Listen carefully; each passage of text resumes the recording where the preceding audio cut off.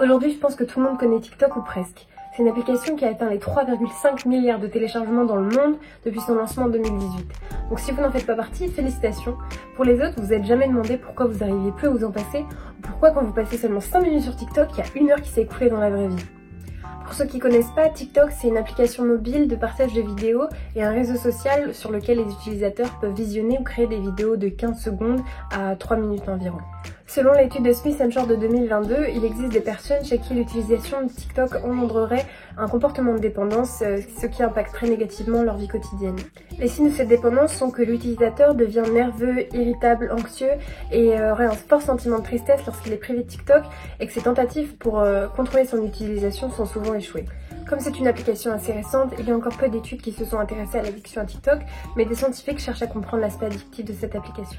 Donc aujourd'hui, je vais vous expliquer les facteurs et les processus connus aujourd'hui qui rendent cette application de TikTok aussi addictive. Tout d'abord, seulement 2 ans après son lancement, TikTok devient l'application la plus téléchargée dans le monde et dépasse les autres réseaux sociaux en termes de nombre d'utilisateurs et d'intensité d'utilisation. Mais en quoi elle se distingue des autres réseaux sociaux pour avoir une croissance aussi fulgurante ? Premièrement, TikTok possède l'algorithme le plus avancé et le plus puissant. L'algorithme de TikTok, il va calculer avec précision ce qui intéresse chaque utilisateur sur une base de données et d'informations qui sera fournie par l'application. Et avec toutes ces informations, il va permettre de fournir une expérience parfaitement personnalisée pour chaque utilisateur et ce sera présenté dans une page appelée les Pour toi. Un contenu aussi personnalisé permet aux utilisateurs de faire l'expérience du flow. Le flow, c'est quoi? C'est une expérience consciente optimale durant laquelle un individu est intensément engagé dans une activité pour l'intérêt qu'elle représente. L'attention est complètement focalisée au point qu'il y a une distorsion temporelle et qu'on ne ressent même plus le temps passer. Cette expérience de flow est également présente dans l'addiction aux jeux vidéo. Et une étude a montré que les zones impliquées dans la dépendance étaient activées lorsque des personnes regardaient des vidéos personnalisées. Un des facteurs importants de la dépendance à TikTok, c'est qu'elle active le système de récompense. Et ce système il joue un rôle important dans l'addiction, notamment dans l'addiction aux substances.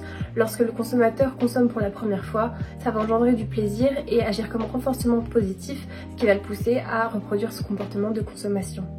Pour TikTok, qui est une addiction sans substance, le renforcement positif va se faire lorsque la personne va visionner une vidéo plaisante.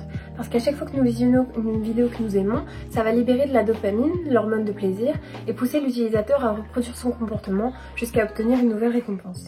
Et comme je l'ai expliqué juste avant, comme l'algorithme de TikTok est extrêmement personnalisé, il va essentiellement nous présenter des vidéos qui vont nous plaire. Cependant, bien que l'algorithme de TikTok connaisse quasiment parfaitement nos goûts, il ne va pas nous présenter à chaque fois des vidéos plaisantes. Parfois, on va tomber sur des vidéos un peu plus amateurs, qui sont nulles et qui vont pas nous plaire, et c'est en particulier ces vidéos-là qui vont rendre TikTok aussi addictif.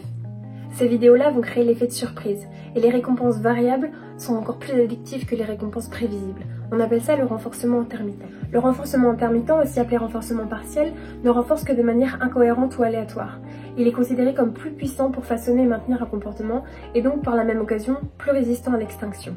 Ce renforcement est également présent dans l'addiction aux jeux d'argent et de hasard, lorsque les personnes vont jouer dans le but d'avoir une récompense, dans le but d'avoir un gain, mais sans savoir quand, du coup ils vont jouer jusqu'à obtenir cette récompense. Pour TikTok, c'est pareil. L'utilisateur va balayer l'écran pour visionner une vidéo plaisante sans savoir quand ça va arriver.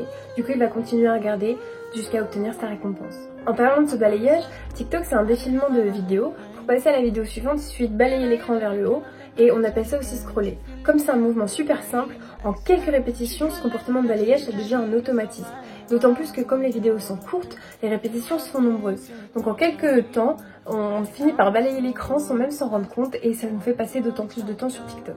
Un des autres facteurs qui va rendre TikTok aussi addictif et nous faire passer beaucoup de temps dessus, c'est que l'application elle est configurée de telle sorte qu'il n'y a pas de page d'accueil. À aucun moment il va y avoir de prise de décision sur ce qu'on va choisir de regarder. Dès qu'on ouvre l'application, la première vidéo commence et on a potentiellement notre récompense et notre automatisme de balayer l'écran va commencer sans même qu'on s'en rende compte. De plus, comme il n'y a aucun point de rupture et à aucun moment pour avoir une prise de décision, l'utilisateur va continuer de balayer l'écran automatiquement sans même s'en rendre compte et comme il y a une infinité de vidéos, ça va créer un défilement infini. Ce facteur addictogène est également présent dans l'addiction aux jeux vidéo, du fait que ce soit un univers permanent et sans fin, ça va créer une distorsion temporelle et faire en sorte que le joueur joue sans même s'en rendre compte et sans capacité de contrôler quand arrêter de jouer ou quand arrêter de visionner.